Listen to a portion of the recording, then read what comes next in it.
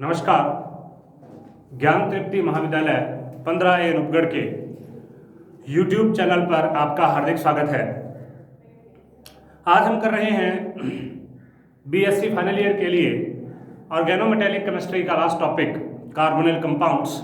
Inorganic chemistry की unit हमारी चल रही थी, थर्ड यूनिट ऑर्गेनोमेटेलिक केमिस्ट्री। उसके अंदर हमने कार्बोनिल कंपाउंड्स के बारे में लास्ट वीडियो में हमने बात की थी, निकल टेट्रा कार्बोनिल और उसकी स्ट्रक्चर के बारे में। आज हम दो बचे हुए कार्बोनिल कंपाउंड्स के बारे में बात करेंगे और उनके स्ट्रक्चर्स के बारे में बात करेंगे, जिनमें देखिए सबसे पहला हमारा जो टॉपिक है वो है OMC final year, BSc final year की क्लास है। BSc फाइनल ईयर के लिए टॉपिक है OMC ऑर्गेनोमेटेलिक केमिस्ट्री, OMC। और इसके अंदर जो हमारा टॉपिक चल रहा है वो है metal carbonyl compounds, MCO type of compounds, metal carbonyl compounds, जिसमें हमने पहले किया था निकेल टेट्रा कार्बोनिल के बारे में हम बात कर चुके हैं लास्ट वीडियो में। आज हम बात करेंगे आयरन पेंटा कार्बोनिल के बारे में। नेक्स्ट हमारा जो दूसरा MCO है वो है आयरन पेंटा कार्बोनिल, आयरन पेंटा कार्बोनिल। और इसको क्या कहा जाता है? इसको कहा जाता है FeCO5, आयरन पेंटा कार्बोनिल, FeCO5। अब आयरन के तीन प्रकार के कंपाउंड होते हैं। FeCO5 होता है, Fe2CO9 होता है, Fe2CO12 होता है। एक होता है FeCO5, एक होता है Fe2CO9 और एक होता है Fe2CO12। तो तीन कंपाउंड हैं इसके। लेकिन हम किसके बारे में कर रहे हैं? हम केवल यूनिन्यूक्लियर के बारे में, एक नाभिकीय के बारे में बात कर रहे हैं, तो हम केवल इसी के बारे में स्टडी करेंगे। बाकी दो जो हैं उनकी स्टडी हम यहाँ पर नहीं करेंगे। हम यूनिमोलिकुलर के बारे में, यूनिन्यूक्लियर के बारे में बात कर रहे हैं, तो हम केवल उसी की स्टडी करेंगे, FeCO5 की। हम स्टडी कर रहे हैं FeCO5 की। सबसे पहले निर्माण, इसका निर्माण किस प्रकार से होगा, सबसे पहले हम उसके बारे में बात करेंगे। निर्माण करने के लिए देखिए सबसे पहले कोल गैस में पाया जाता है और कृत्रिम रूप से। अब सबसे पहले तो ये कहाँ पाया जाता है? ये पाया जाता है कोल गैस में, कोल गैस में ये पाया जाएगा। और दूसरा इसका कृत्रिम रूप से जो निर्माण किया जाएगा वो किस प्रकार से किया जाएगा? आयरन को चूर्ण के रूप में लिया जाएगा, मतलब आयरन को पाउडर के रूप में लिया जाएगा, आयरन को चूर्ण के रूप में लिया जाएगा।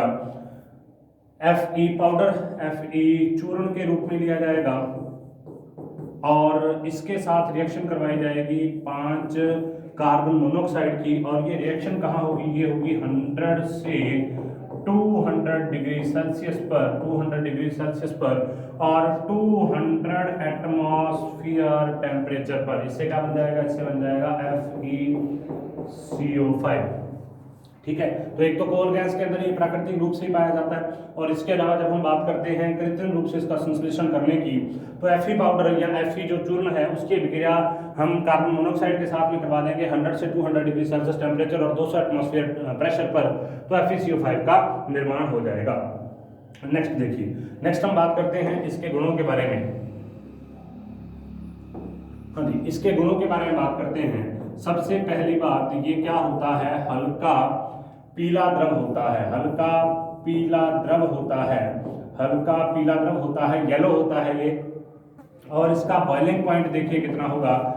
इसका बॉइलिंग पॉइंट जल से थोड़ा सा ज्यादा होता है, 102.7 डिग्री सेल्सियस। ठीक है, और ठोस पर कहाँ बदलेगा? -20 डिग्री सेल्सियस पर ये किसमें बदल जाता है? ठोस में परिवर्तित हो जाता है, ठोस में बदल जाता है। अब ये स्थायी कहाँ है? ये अंधेरे में स्थायी है और प्रकाश देने पर विघटित हो जाता है। प्रकाश में क्या हो जाएगा? प्रकाश में क्या हो जाएगा? इसका विघटित हो जाएगा। प्रकाश में ये क्या हो जाएगा? विघटित हो जाएगा। और किस प्रकार से? देखिए, अंधेरे में स्थायी होता है, प्रकाश में विघटित हो जाएगा। FeCO5 इसकी उपस्थिति में क्रिया करें तो क्या बनाएगा? Fe2CO9, मतलब डाइन्यूक्लियर कंपाउंड बनाएगा और कार्बन मोनोऑक्साइड बाहर निकल जाएगी। तो एनी कार्बोनिल कंपाउंड का फॉर्मेशन करता है यहाँ से। ठीक है, नेक्स्ट देखिए इसकी दूसरी रासायनिक अभिक्रियाओं के बारे में। अब एनी कार्बोनिल को गर्म करेंगे तो आगे एक कंपाउंड बनेगा, तो इसमें आयरन पेंटा कार्बोनिल का यूज है एंटी एजेंट के रूप में किया जाता है। यूज इसका कहाँ पर किया जाता है? अपस्फटन रोधी अपस्फटनरोधी के रूप में इसका प्रयोग किया जाता है, एंटी नॉकिंग एजेंट के रूप में इसका प्रयोग किया जाता है। अब हम बात करेंगे इसकी संरचना, अब हम बात करेंगे इसकी संरचना के बारे में, इसकी स्ट्रक्चर के बारे में। मैंने जैसा कि आपको लास्ट वीडियो में बताया था कि जब भी हम किसी कार्बोनिल कंपाउंड के बारे में बात करते हैं, उस कार्बोनिल कंपाउंड में पाई जाने वाली धातु की ऑक्सीकरण अवस्था हमेशा शून्य होती है, ठीक है। उस कार्बोनिल कंपाउंड में पाई जाने वाली धातु की ऑक्सीकरण अवस्था हमेशा शून्य होती है। कार्बोनिल कंपाउंड में जितनी भी मुख्य धातुएं पाई जाएंगी, मतलब जो सेंट्रल मेटल एटम होगी, उसकी जो अवस्था होगी, ऑक्सीकरण अवस्था, हमेशा शून्य होगी। तो यहाँ पर हम स्टार्ट करते हैं किसकी संरचना के बारे में, हम स्टार्ट कर रहे हैं FeCO5 की संरचना के बारे में। FeCO5 की संरचना किस प्रकार से होती है, सबसे पहले हम बात करेंगे Fe के बारे में। Fe आता है 26 नंबर पे, Fe आता है 26 नंबर पे। 26 नंबर पे आएगा तो सबसे पहले इसका जनरल स्टेट में, सामान्य अवस्था में इसका ऑक्सीकरण, सामान्य अवस्था में जो इसका इलेक्ट्रॉनिक विन्यास होगा वो देखिए क्या होगा। सामान्य अवस्था में इसका जो इलेक्ट्रॉनिक विन्यास होगा, सबसे पहले हम उसके बारे में बात करेंगे, फिर हम इसकी एक्साइटेड स्टेट के बारे में बात करेंगे कि एक्साइटेड स्टेट में किस प्रकार से संकरण को प्रदर्शित करता है, एक्साइटेड स्टेट में क्या संकरण प्रदर्शित करता है। तो इसमें क्या होगा, S के अंदर ये 4s है, ये 4p है और ये क्या है 3d है। 2 इलेक्ट्रॉन S के अंदर आएंगे, सबसे पहले S में इलेक्ट्रॉन जाते हैं, 2 इलेक्ट्रॉन S के अंदर जाएंगे, 6 इलेक्ट्रॉन D के अंदर जाएंगे, 1 2 3 4 5 और 1 6, ठीक है। 6 इलेक्ट्रॉन D के अंदर जाएंगे, 3d 4s 4p, ठीक है। अब Fe की ऑक्सीकरण अवस्था क्या है, यहाँ पर Fe की ऑक्सीकरण अवस्था 0 है, मतलब Fe की ऑक्सीडेशन नंबर जो यहाँ पर है वो क्या है 0, तो Fe 0 लिख देंगे अपने। अब Fe 0 का इलेक्ट्रॉनिक विन्यास भी इसी प्रकार का होगा, लेकिन एक्साइटेड स्टेट में, उत्तेजित अवस्था में क्या हो जाएगा, ये सारे के सारे इकट्ठे हो जाएंगे एक जगह पर। एक्साइटेड स्टेट में क्या हो जाता है, एक्साइटेड स्टेट में S वाले इलेक्ट्रॉन भी इधर आ जाएंगे, S खाली हो जाएगा, P हो जाएगा खाली, क्योंकि हमको 5 यहाँ पर जोड़ने हैं, तो उसके लिए 4s भी हमको खाली करना पड़ेगा, 4p भी खाली करना पड़ेगा और 2 यहाँ से खाली करने पड़ेंगे 3d में से। तो होगा क्या, ये इलेक्ट्रॉन दोनों इधर हैं ऑलरेडी, ये दोनों इलेक्ट्रॉन यहाँ, ये दोनों इलेक्ट्रॉन यहाँ और ये वाले दोनों इलेक्ट्रॉन यहाँ, ठीक है। तो अब देखिए ये 3d है, खाली कौन कौन से हो गए वो देखिए, S पूरा खाली हो गया, P पूरा खाली होगा एक्साइटेड स्टेट में, ठीक है। एक्साइटेड स्टेट को इस तरीके से प्रदर्शित करते हैं, एक्साइटेड स्टेट में ये खाली हो गया। अब देखिए क्या होगा, यहाँ पर 1 2 3 4 और 5 कार्बोनिल जुड़ जाएंगे, तो संकरण या हाइब्रिड फॉर्म इसकी कौन सी होगी, हाइब्रिडाइजेशन यहाँ पर कौन सा हो जाएगा, 1 D है, 1 S है और 3 P है, तो यहाँ पर संकरण कौन सा हो जाएगा, DsP3 type of structure, DsP3 यहाँ पर संकरण आ जाएगा।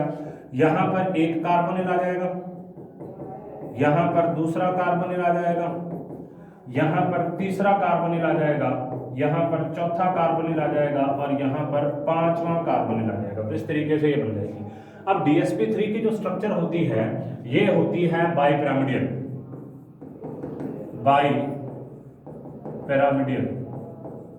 बाइपिरामिडियल, जिसको हम क्या बोलते हैं, द्विपिरामिडीय प्रकार की इसकी स्ट्रक्चर होती है।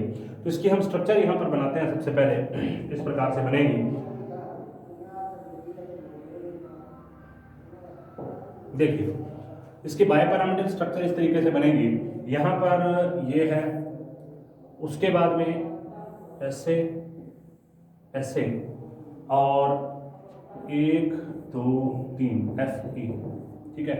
यहाँ पर एक CO, यहाँ पर एक CO, यहाँ पर एक CO, और जो 2 बचे हुए CO हैं उनमें से एक यहाँ पर होगा और एक कहाँ होगा, ऊपर। एक CO यहाँ पर हो जाएगा और एक CO यहाँ पर हो जाएगा, ठीक है। तो इस प्रकार से इसकी ये वाली जो स्ट्रक्चर है इसको क्या बोलते हैं, बाइपिरामिडल स्ट्रक्चर बोलते हैं। बाइपिरामिडल स्ट्रक्चर बन गई है, CO CO CO CO CO, सब जगह पर FeCO5 आ गया। इसको देखने से लगता है द्विपिरामिडीय टाइप की स्ट्रक्चर है, DsP3 यहाँ पर संकरण होगा।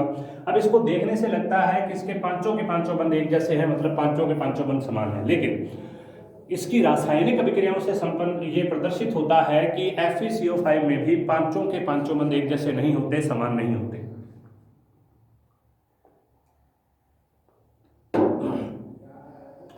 जैसा कि हम निकल टेट्राकार्बोनिल के अंदर देखते हैं कि निकल टेट्राकार्बोनिल के भी पांचों के पांचों बंद समान नहीं होते, उसी प्रकार से यहाँ पर जो FeCO5 है इसके भी पांचों के पांचों बंद समान नहीं होते। और इसको देखते कैसे हैं, किस रिएक्शन से इसको प्रूव किया जाता है, देखिए जब इसकी रिएक्शन करवाई जाती है FeCO5 की रिएक्शन करवाई जाती है दो pyridine के साथ में, दो pyridine के साथ में इसकी रिएक्शन करवाई जाती है तो FeCO3 और Py2 प्लस 2CO यहाँ से बाहर निकल जाता है। तो इसका मतलब क्या होगा, 5 में से इसके 3 बंद तो एक जैसे हैं और 2 बंद एक जैसे हैं, और इन 2 बंदों को pyridine क्या करेगा, वहां से हटा देगा और उसकी जगह पर खुद आ जाएगा।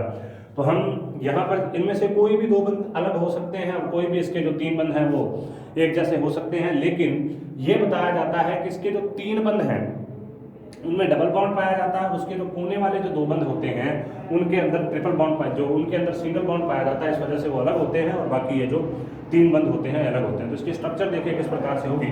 हमने यहाँ से प्रूव कर दिया कि FeCO5 के पांचों बंद एक जैसे नहीं होते, मतलब FeCO5 के 5 बंद जो है वो एक तरीके के नहीं है। क्यों? क्योंकि हमने यहाँ पर ये देखा है कि FeCO5 के अंदर जब pyridine की रिएक्शन करवाई जाती है तो FeCO3 pyridine के 2 और 2 कार्बन मोनोऑक्साइड यहाँ से बाहर निकल जाते हैं। तो देखिए इसकी स्ट्रक्चर किस प्रकार से होनी चाहिए। देखिए तो ये माना गया कि इसकी स्ट्रक्चर के अंदर होता क्या है, इसकी स्ट्रक्चर के अंदर इस तरीके से पाया जाता है कि कोई डबल बॉन्ड भी होते हैं उसमें, और इसमें ट्रिपल बॉन्ड भी होते हैं, सिंगल बॉन्ड। तो यहाँ पर देखिए इसकी स्ट्रक्चर जो इस रिएक्शन के बाद में दी गई, ये है 3D, उसके बाद में ये है 4S, और उसके बाद में ये है 4P। ठीक है, इन सभी में इलेक्ट्रॉन्स हम भरते हैं, सामान्य अवस्था ही रखते हैं इलेक्ट्रॉन्स की, 1 2 3 4 5 6। एक इलेक्ट्रॉन यहाँ पर है और यहाँ से एक इलेक्ट्रॉन को आगे यहाँ भेज देंगे। ठीक है, मतलब वापस इसमें जैसा कि हमने पहले बताया था कि इलेक्ट्रॉन जो है वो D के अंदर आ जाएंगे, DsP3 संकरण होगा, संकरण अब भी DsP3 होगा, लेकिन उसके अंदर किया क्या जाएगा, FeCO5 की जो संरचना होगी, संकरण यहाँ पर भी उसी प्रकार का होगा, लेकिन उसके अंदर किया क्या जाएगा कि उसके अंदर ये वाला इलेक्ट्रॉन एक आगे चला जाएगा। ठीक है, तो देखिए अब यहाँ पर क्या आ जाएगा, CO आ जाएगा। किस तरीके से आएगा उसको देखिए। सबसे पहले हम यहाँ से स्टार्ट करते हैं, एक इलेक्ट्रॉन में CO के इलेक्ट्रॉन को अलग कलर से शो कर रहा हूँ। यहाँ पर एक इलेक्ट्रॉन CO का आ गया, यहाँ पर एक इलेक्ट्रॉन CO का आ गया, यहाँ पर एक इलेक्ट्रॉन CO का आ गया, यहाँ पर दोनों इलेक्ट्रॉन CO के आ गए, और यहाँ पर भी दोनों इलेक्ट्रॉन CO के आ गए। अब जब ये दोनों इलेक्ट्रॉन यहाँ पर दे रहा है तो यहाँ पर जो ये बॉन्ड बनाएगा वो कौन सा बनाएगा, ये वाला बॉन्ड बनाएगा, CO, ये वाला सिंगल बॉन्ड बनाएगा। ठीक है, इसके ऊपर पॉजिटिव चार्ज। जब यहाँ पर भी ये दो अपने इलेक्ट्रॉन दोनों दे रहा है तो यहाँ पर भी कौन सा बनाएगा, सिंगल बॉन्ड बनाएगा। ठीक है, यहाँ पर इसने एक इलेक्ट्रॉन दिया है और एक इसका इलेक्ट्रॉन कहाँ पर चला गया, एक इलेक्ट्रॉन तो इसने यहाँ पर दे दिया, दूसरा जो इसका इलेक्ट्रॉन है वो यहाँ पर चला गया इधर, तीसरा इलेक्ट्रॉन इसका दूसरे वाले का इधर चला गया, इसका इधर चला गया, एक एक इलेक्ट्रॉन इधर चला गया, एक एक इलेक्ट्रॉन इधर चला गया। अब ये वाला जो CO है, इस CO ने एक बॉन्ड तो यहाँ पर बना लिया, ठीक है, और एक बॉन्ड कहां पर बना लिया, एक बॉन्ड यहां से इसने किसके साथ बना लिया, इसके साथ।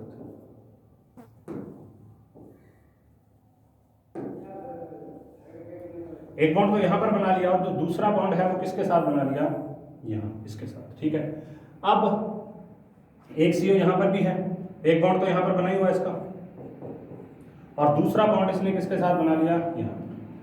एक CO यहां पर भी है, एक बॉन्ड तो यहां पर बना ही हुआ इसका, और दूसरा बॉन्ड किसके साथ बना लिया, इसके साथ। तो ये कौन सा बॉन्ड है, ये सिग्मा, ये भी सिग्मा, ये भी सिग्मा।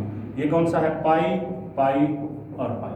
मतलब इनमें, इसमें, इसमें और इसमें,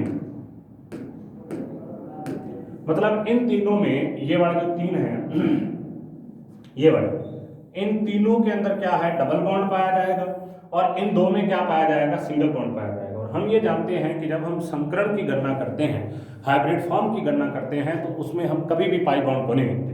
तो इसमें से जो सिग्मा बॉन्ड है वो कहाँ से स्टार्ट हुए, D से। तो एक D हो गया, एक P हो गया, 3 S हो गए, तो कौन सी स्ट्रक्चर बन जाएगी, ये स्ट्रक्चर बन जाएगी DsP3, DsP3। तो यहाँ पर बना क्या, यहाँ पर ये माइनस नहीं है, तो यहाँ पर बना क्या, यहाँ पर एक एक, यहाँ पर तो इसने दोनों इलेक्ट्रॉन दे दिए, तो यहाँ पर सिग्मा बॉन्ड बन गया, ये वाला तो सिग्मा बॉन्ड ही है, ये वाला भी सिग्मा बॉन्ड है, तो दो तो सिग्मा बॉन्ड बन गए। उसके अलावा 3 सिग्मा बॉन्ड के साथ साथ पाई बॉन्ड और बन गए। तो इसका मतलब 3 जो है FeCO5 में से 5 में से 3 जो है उनमें तो पाया जाता है डबल बॉन्ड, और 5 में से 2 जो है उनमें पाया जाता है सिंगल बॉन्ड। इसी वजह से जब वो पिरिडिन के साथ रिएक्शन करता है तो जिन 2 में सिंगल बॉन्ड पाया जाता है वो बाहर निकल जाते हैं। तो इसकी जो स्ट्रक्चर बनेगी वो किस तरीके से बनेगी उसको देखिए, ऐसे, ये Fe, ठीक है, यहां पर C डबल बॉन्ड O हो गया, उसके बाद में ये C डबल बॉन्ड O, उसके बाद में C डबल बॉन्ड O, इस तरीके से स्ट्रक्चर बन गई उसकी। अब 2 रह गए, अब ये दोनों हैं, ये क्या होगा, एक तो ये C ट्रिपल बॉन्ड हो और एक यहाँ पर C ट्रिपल बॉन्ड, स्ट्रक्चर वही है, और पूरा ओवरऑल जो है कंपाउंड इस तरीके से।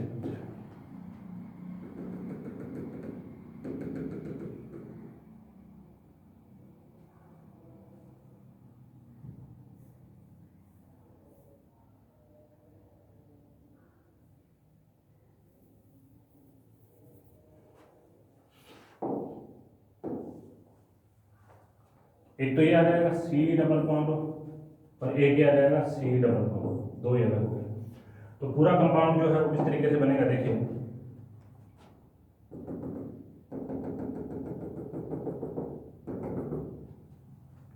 ठीक है। ये 3 अलग हैं जिनमें ये वाले 3 हैं, 1 2 और 3, ठीक है, जिनमें सिग्मा बॉन्ड और पाई बॉन्ड दोनों हैं। और ये 2 अलग हैं जिनके अंदर क्या है, सिग्मा बॉन्ड ही है। तो ये कौन सा बॉन्ड है, सिग्मा, ये सिग्मा, ये कौन सा है, सिग्मा, ये पाई, ये कौन सा है, सिग्मा, ये पाई, ये कौन सा है, सिग्मा, ये पाई। तो इस प्रकार से जो 3 कार्बोनिल है उनके अंदर तो डबल डबल बॉन्ड पाया जा रहा है, और जो 2 कार्बोनिल है उसके अंदर सिंगल बॉन्ड पाया जा रहा है, और डबल बॉन्ड वाले को तोड़ना सिंगल बॉन्ड की तुलना में कठिन होता है, इसी वजह से वो वहां से बाहर नहीं आता है। तो ये हमने FeCO5 की संरचना कर दी। नेक्स्ट देखते हैं, आगे हम करेंगे इसका थर्ड और लास्ट टॉपिक, क्रोमियम हेक्साकार्बोनिल। थर्ड और लास्ट टॉपिक कौन सा है, वो है क्रोमियम हेक्सा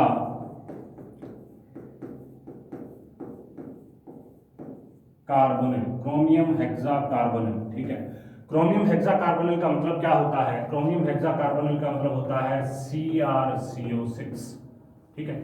इसको सबसे पहले बनाने की विधि, सबसे पहले इसका निर्माण या विरचन किस प्रकार से होगा, मेथड्स ऑफ प्रिपरेशन क्या है इसका देखिए।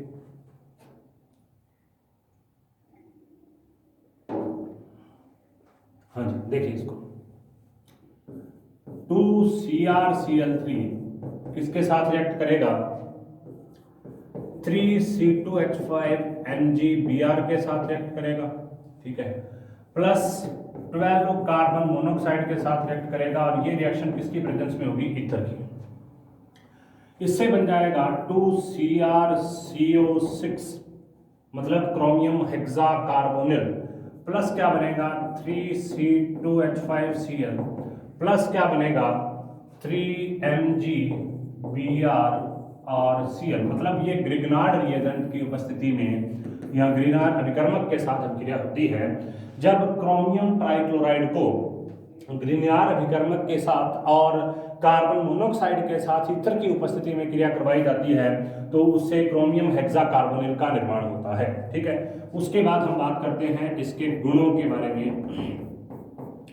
गुण कौन कौन से हैं, रंगहीन ठोस पदार्थ है, सबसे पहली बात तो कलरलेस है, कलरलेस है और सॉलिड है, रंगहीन ठोस पदार्थ है। और इसका मेल्टिंग पॉइंट देखिए क्या होता है, इसका मेल्टिंग पॉइंट होता है 149 डिग्री सेल्सियस, ठीक है। उसके अलावा सबसे स्थायी है, ठीक है, ये सर्वाधिक स्थायी टाइप का, सर्वाधिक स्थायी, सबसे ज्यादा स्थायी, सर्वाधिक स्थायी कार्बोनिल है, सर्वाधिक स्थायी है। निकेल और आयरन के कार्बोनिल से ज्यादा स्थायी होता है, निकेल और आयरन के जो कार्बोनिल हम लास्ट पढ़ के आए हैं उनसे ये ज्यादा स्थायी होता है, ठीक है। अब हम बात करते हैं इसकी स्ट्रक्चर के बारे में।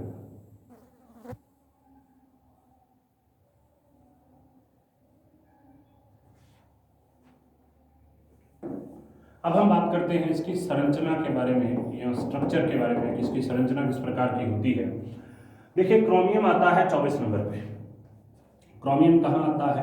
क्रोमियम आता है 24 नंबर पे। तो इसका जो नॉर्मल इलेक्ट्रॉनिक विन्यास होगा वो किस तरीके से होगा? इसमें ये इलेक्ट्रॉनिक विन्यास में इसमें एक एक्सेप्शन पाया जाता है कि डी के अंदर 4 इलेक्ट्रॉन ना होकर डी के अंदर 5 इलेक्ट्रॉन होते हैं और एस के अंदर 1 इलेक्ट्रॉन होता है। तो इसका जो इलेक्ट्रॉनिक विन्यास होगा वो इस तरीके से होगा। देखिए हम ये जानते हैं कि क्रोमियम और कॉपर का जो इलेक्ट्रॉनिक विन्यास होता है ये एक्सेप्शनल होता है।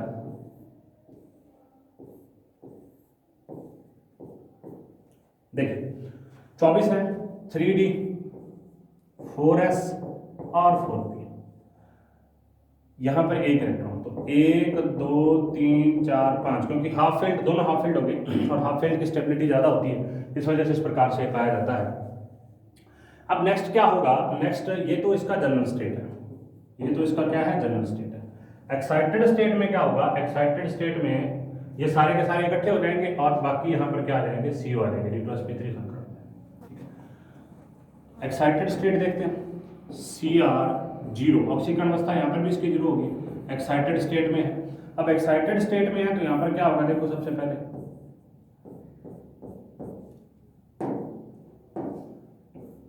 S पूरा खाली हो जाएगा, हमको 6 जोड़ने हैं इसके साथ, तो हमको ज़्यादा से ज़्यादा खाली करने पड़ेंगे। ठीक है, फिर हम देखेंगे कि क्या इसकी स्ट्रक्चर ऐसी होती है। तो 1 2 3, कितने थे? 1 2 3 4 5 6 थे, तो तीनों के अंदर पूरे आ जाएंगे। तो ये सारे के सारे तो किसके अंदर आ गए?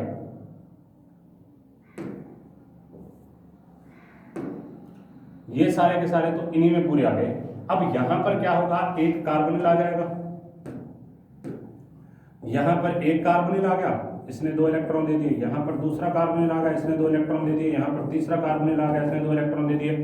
यहाँ पर चौथा कार्बोनिल आ गया, 2 इलेक्ट्रॉन। यहाँ पर भी कार्बोनिल और यहाँ पर भी कार्बोनिल, तो कार्बन मोनोऑक्साइड अपने इलेक्ट्रॉन दे रही है पर। ये कौन सा है? ये D है। ये कौन सा है? 4s है। और ये कौन सा है? 4p है। तो इनके अंदर क्या क्या यूज हुआ? देखो यहां से यूज हुआ और यहां तक गया, तो इसका मतलब ये क्या यूज हो गया? D2 यूज हो गया, 1s यूज हो गया, 3p यूज हो गया। तो संकरण यहाँ पर कौन सा आएगा? D2sp3 संकरण। अब D2sp3 जो संकरण होता है, इसकी जो स्ट्रक्चर होती है वो देखिए क्या होती है। D2sp3 की जो स्ट्रक्चर होती है वो इस प्रकार की अष्टफलकीय प्रकार की संरचना होती है। ठीक है, तो अष्टफलकीय प्रकार की संरचना जब बनेगी तो किस तरीके से बनेगी उसको देखिए। तो इसकी संरचना क्या होनी चाहिए? इसकी संरचना ये होनी चाहिए, देखो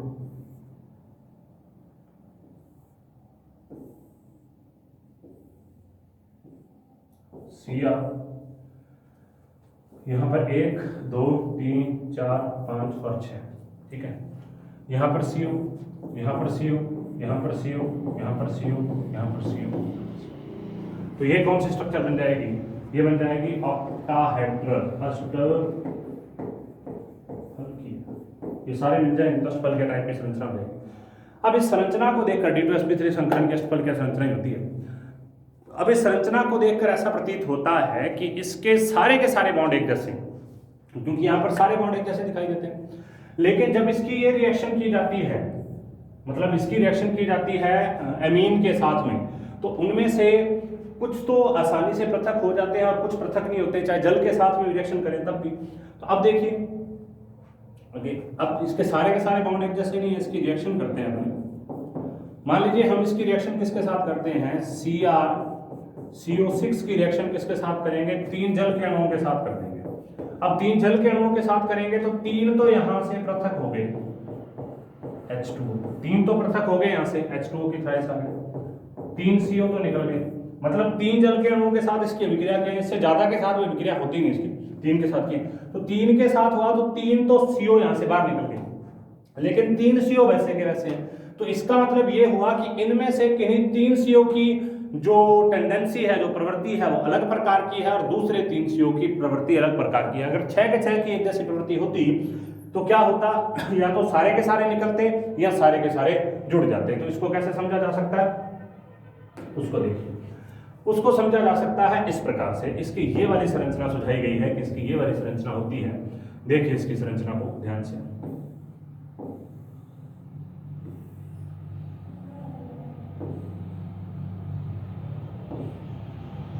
देखिए यहां पर क्या है, 3 CO, 3 CO जो है वो तो कौन से हैं, डबल बॉन्डेड है, और 3 CO क्या है, सिंगल बॉन्डेड है। और वो कैसे होते हैं वो देखिए, सबसे पहले इसी तरीके से होगा, ये इसका नॉर्मल इलेक्ट्रॉनिक विन्यास है। तो सबसे पहले 3 CO तो यहां पर जो खाली है इसके अंदर 2-2 इलेक्ट्रॉन देकर और कौन से बॉन्ड का फॉर्मेशन करेंगे, सिंगल बॉन्ड का फॉर्मेशन करेंगे, सिग्मा सिग्मा सिग्मा, तीनों सिग्मा बॉन्ड का फॉर्मेशन करेंगे, ठीक है। उसके बाद जो 3 बच गए, इनमें से एक इलेक्ट्रॉन यहां पर दे देगा, दूसरा इलेक्ट्रॉन यहां पर दे देगा, और तीसरा इलेक्ट्रॉन यहां पर दे देगा, और एक एक बॉन्ड कहां पर बना लेंगे, आगे बना लेंगे। इसने अपना बॉन्ड यहां बना लिया, इसने अपना पाई बॉन्ड यहां बना लिया, इसने अपना पाई बॉन्ड यहां बना लिया। तो ये बॉन्ड तो इसके कौन से हो गए, ये सिग्मा बॉन्ड हो गया, यहां से जो ऊपर की तरफ बना हुआ ये सिग्मा बॉन्ड हो गया, यहां से ऊपर की तरफ बना हुआ ये सिग्मा बॉन्ड हो गया। 3 सिग्मा बॉन्ड हो गए, 3 पाई बॉन्ड हो गए। तो इसका मतलब इन तीनों की, ये वाले जो 3 हैं इनमें पाई और सिग्मा दोनों बॉन्ड पाए जा रहे हैं, जबकि इन तीनों में 3 सिग्मा बॉन्ड ही पाए जा रहे हैं। तो इनकी स्ट्रक्चर जो बनेगी वो इस तरीके से बनेगी कि इसमें ये तीनों, ये वाले तीनों क्या होंगे, ये तीनों तो पाए जाएंगे डबल बॉन्डेड, मतलब 3 कार्बोनिल तो double bonded double bonded double bonded है, और बाकी जो 3 होते हैं ये कौन से हैं, सिंगल बॉन्डेड। तो इसका मतलब इन तीनों को हटाया जाना इजी है और इन तीनों को हटाया जाना मुश्किल है। तो इस स्ट्रक्चर की सारे, और संकरण वही है, 2D 1S 3P, DsP3 संकरण, D2sp3 सॉरी, D2sp3 संकरण ही यहाँ पर यूज हुआ है। संकरण वगैरह सब कुछ वही है, स्ट्रक्चर भी वही है, लेकिन यहाँ पर केवल इसी चीज को समझाया गया है कि 3 जो होते हैं वो डबल बॉन्डेड है, देखिए यहाँ पर पाई बॉन्ड का फॉर्मेशन भी कर लिया, और 3 जो है वो सिंगल बॉन्डेड है जिनमें सिग्मा बॉन्ड का फॉर्मेशन होता है। तो इस प्रकार से इसकी संरचना का निर्माण होता है। तो आज हमने देखा कार्बोनिल कंपाउंड्स जो बचे हुए थे, आयरन पेंटाकार्बोनिल के बारे में और क्रोमियम हेक्साकार्बोनिल के स्ट्रक्चर के बारे में, उनको बनाने की विधियों के बारे में। यहाँ से एक बड़ा क्वेश्चन आवश्यक रूप से पूछा जाता है किसी भी 3 निकल टेट्राकार्बोनिल वगैरह इनमें से। तो आज हमारी जो OMC की यूनिट है, ऑर्गेनोमेटेलिक केमिस्ट्री की यूनिट फाइनल ईयर की यहाँ पर फिनिश होती है। इसमें कोई भी प्रॉब्लम आपको हो तो कमेंट सेक्शन में आप कमेंट कर सकते हैं, डायरेक्ट मुझे कॉल भी कर सकते हैं। और इसके अलावा नेक्स्ट जो हम यूनिट स्टार्ट करेंगे वो हमारी यूनिट होगी, नेक्स्ट यूनिट हमारी जो स्टार्ट कर रहे हैं वो हमारी यूनिट होगी बायो इनऑर्गेनिक केमिस्ट्री। ठीक है, धन्यवाद।